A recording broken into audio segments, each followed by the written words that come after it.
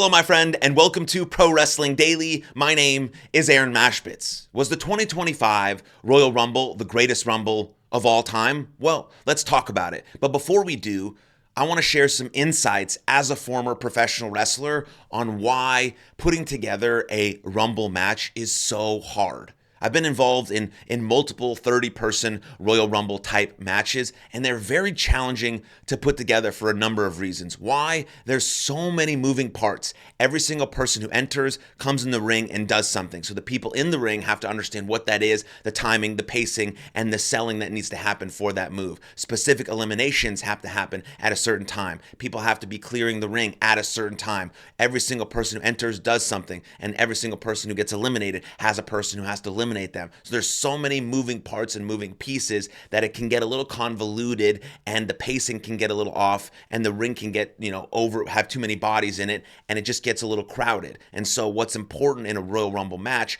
is the pacing, the timing, the execution of the entrance, and the execution of the eliminations, because you have to make sure that the spotlight is on the people inside the middle of the ring, because there's always going to be other people on the corners of the ring, but you don't want the fans distracted by what they're doing. You want the eyes and the spotlight of the attention in the center of the ring for whatever might happen. For example, Braun Breaker and Speed, right? No one else was doing anything when that was happening because that was the highlight of the moment. And now sometimes timing gets off, or people don't understand where they're at in the show or what's happening in the ring. So they're doing too much stuff over here. Then an elimination happens and the camera can't catch both. Or then an entrance happens and they missed a cool move or the spot they were supposed to do that could have built the feud or the thing that was happening. And so there's always going to be so many moving pieces. I think that's why the women's Royal Rumble match in 2025 or this year was a little off, because there was just so many people in the ring at times. They were just waiting for Nia Jax to come and eliminate them, and it felt a little off to me. The men's 2025 Rumble was okay. It wasn't an all-time great by any means. I think the men's Rumble in 2020 and the men's Rumble in 2023 was better. What made the men's Rumble in 2025 so freaking good, it was that there was more world champions ever in this year's Rumble than there's ever been in any Rumble ever. And that's cool just for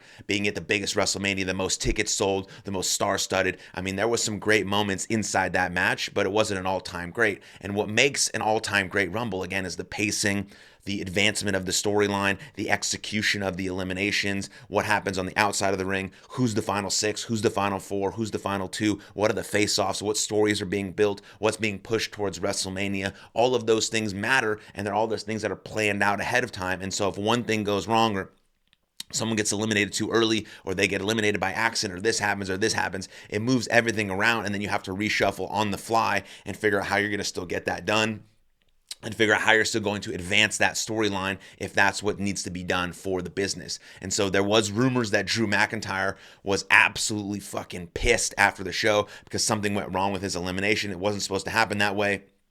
And the rumor is that he left even before the show even ended. Now, I obviously don't know if that's true because I wasn't backstage, but that's just a rumor. And it's very possible that that's the case because eliminations happen like that without it being the right time, without it being the right person. And that's what makes this match so complicated, because every elimination and every entrant has a meaning and has a storyline, and it's trying to advance something, whether it's trying to put over the character and their speed and their ability, or it's trying to put over this feud for later on, or it's trying to revisit history that they're trying to get the fans to buy into. Whatever it is, it's super important. And that's why the entrances, the eliminations, the pacing, the timing, the amount of people in the ring is so important. And when you don't get that right, it seems off and it feels off and it's not as good as it could be. And so I think that were some of the issues that potentially went on with this year's Royal Rumble. And that's why they weren't the greatest Rumbles of all time. They won't go down in history. What will go down in history is some of the moments that happen, because no matter what the Rumbles actually are like, WWE always does a great job at creating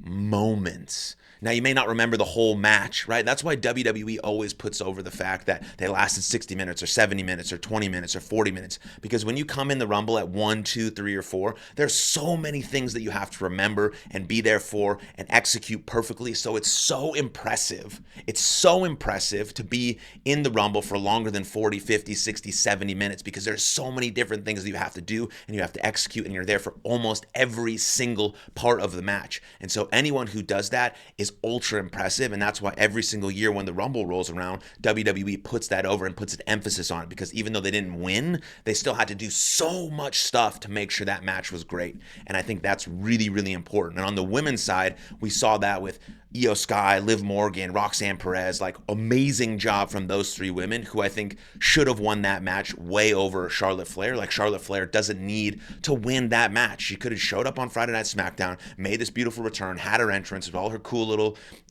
gear and all this shit, and could have just announced that she's going after Tiffany Stratton for the world title, and people be like, cool, you deserve it. You're a 14-time world champion. You're coming back from injury. You want your title back. Great. Awesome. Now, how about if you give Io Sky that win at the Royal Rumble and the fucking 65,000 people go absolutely nuts, and now she challenges Rhea Ripley for the title, and then you add Liv Morgan in there. Now it's a triple threat. Holy shit. Imagine if Roxanne Perez wins. Like, what an absolute prodigy she is. She really is. She's amazing, and she did amazing in the Rumble. What if you give it to her? What if you give it to Liv Morgan? Like something that you can actually elevate moving forward rather than giving to someone that's just already established as a superstar and they're not retiring. Their career isn't over. And so it didn't make sense to me.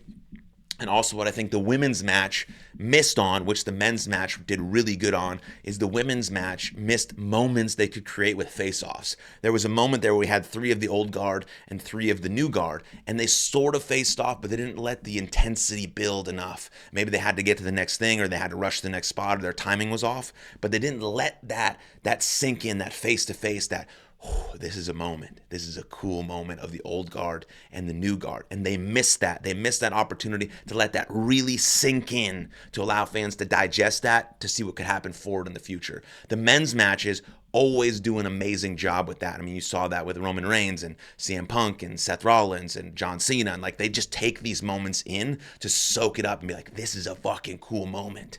And the women's match missed that just a little bit with those superstars. And the men's match really hit that. And so those are some of the things you can think about as a fan when you're watching these type of matches, as how hard they are to put them together and how impressive it is that these matches go off almost without a hitch for the most part. And it's just really well done by these absolute professionals in the ring. And then we move on to obviously the most shocking moment of the night. The most shocking moment of the night was obviously Jey Uso winning the men's Royal Rumble. Not someone I would have picked. I would have went with almost anyone else. John Cena, CM Punk, Roman Reigns, Seth Rollins, Drew McIntyre. I would have even went with Logan Paul over Jey Uso. Some people think I'm stupid for that, obviously, because Jey Uso is extremely over. He's extremely popular. He's been in the business a very long time. He's obviously a professional.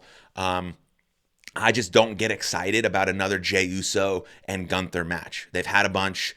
Maybe he'll beat him at WrestleMania. Cool. But the promo battles they've had already haven't been good, because you got to get Gunther off the mic. They've done as much as they can in terms of wrestling. They just wrestled at Saturday night's main event. It just doesn't fire me up, and I don't think that's an actual main event for either night 1 or night 2. And so that was pretty shocking. But I think the most important part from the men's Royal Rumble match is we're probably now going to see CM Punk versus Roman Reigns versus Seth Rollins, which will actually main event one of the nights. I think it'll main event a night 1, and maybe Cody Rhodes versus whoever will main event night 2. But that was the biggest storyline coming out of the men's Royal Rumble match. So yes, Jey Uso wins. Jey Uso gets to challenge Gunther for the world title. That's fucking awesome. Great for them. Not something I would have picked. But the real sort of main event and main story coming out of that is Seth Rollins snaps. He beats the shit out of Roman Reigns. CM Punk doesn't win. He doesn't get the main event WrestleMania again. He doesn't win the Royal Rumble again. And now you have these 3 absolute megastars going into WrestleMania, all going to fight each other, basically vying for the spot of being the best in the world at what they do. Without a championship, it doesn't even matter. That's a main event style match. And so that was pretty shocking and a huge moment. But I think the absolute best match of the night by far, I mean, you had the Women's Royal Rumble, you had the tag team match, you had the ladder match, and the Men's Royal Rumble. Only 4 matches, but the best match of the night, the most well-executed match of the night, was the ladder match. I mean, Cody Rhodes and Kevin Owens did a fucking amazing job. One of the best one-on-one ladder matches we've seen in many, many years. I mean, they did nothing fancy except brutalize each other with just hard-hitting, really, really, really tough, it's hard to watch moves. They drove the story home. They elevated themselves. Cody Rhodes wins, grabs both straps. I mean, the picture of Kevin Owens at the end in the middle of the ladders, just ace, head down, ass up, just absolutely getting Alabama slammed through a ladder, like a perfectly executed one-on-one ladder match that elevates both guys. Now, Cody Rhodes is going to go on to Mania to see who he faces, but they have to have something for Kevin Owens going into WrestleMania because he is one of the best superstars that we have had in WWE over the last 10 years, and he continues to prove that over and over and over and over and over again.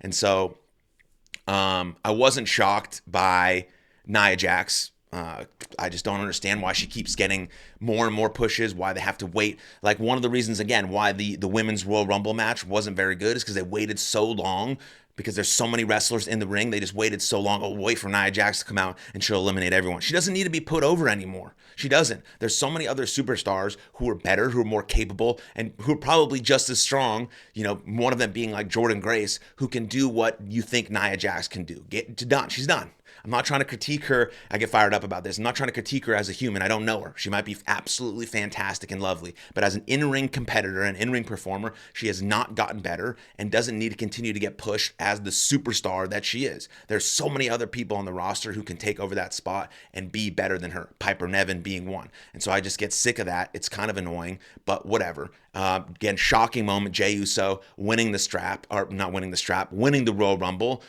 Some great moments involved in the men's Royal Rumble. But the best match of the night and the best spot of the night was the Alabama Slam through the freaking through the freaking ladder.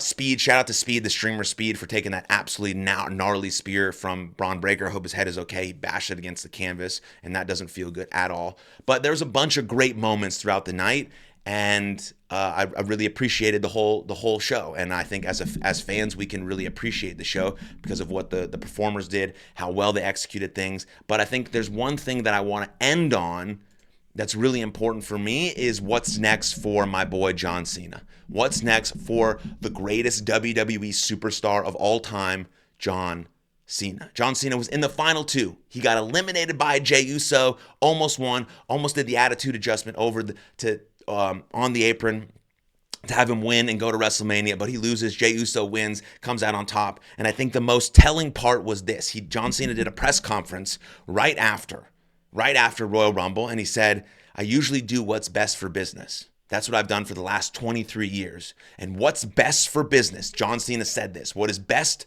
for business is John Cena going to the Elimination Chamber, winning, and then main eventing WrestleMania. That is what's best for business. John Cena, the man, was back last night on that press conference. It was the promo of the year. He said exactly what he was feeling, and he said exactly what the fans want to hear. John Cena winning and going to main event WrestleMania and winning his 17th world title is what's best for business. John Cena has earned that right to be in the Elimination Chamber after 23 years, after being the greatest WWE superstar of all time. And now he says that what is best for business, he's always done what's best for business, but what is truly best for business is John Cena main eventing WrestleMania and winning that 17th title. And I couldn't agree more because I absolutely love John, and I can't wait to see what happens with him moving forward and all these other developing stories that we saw come out of the Royal Rumble. So overall, obviously the Royal Rumble was a freaking sweet show, great moments, huge things happening, so much momentum going into Elimination Chamber and going into WrestleMania. But those are my thoughts and feelings on it. Let me know what you think. Comment below, and please rate, subscribe, whatever, anything. I don't even know if you can rate, but you can't rate. But subscribe, share, all that good stuff, and comment below your thoughts and opinions. And I'll see you guys next time for another video. Cheers.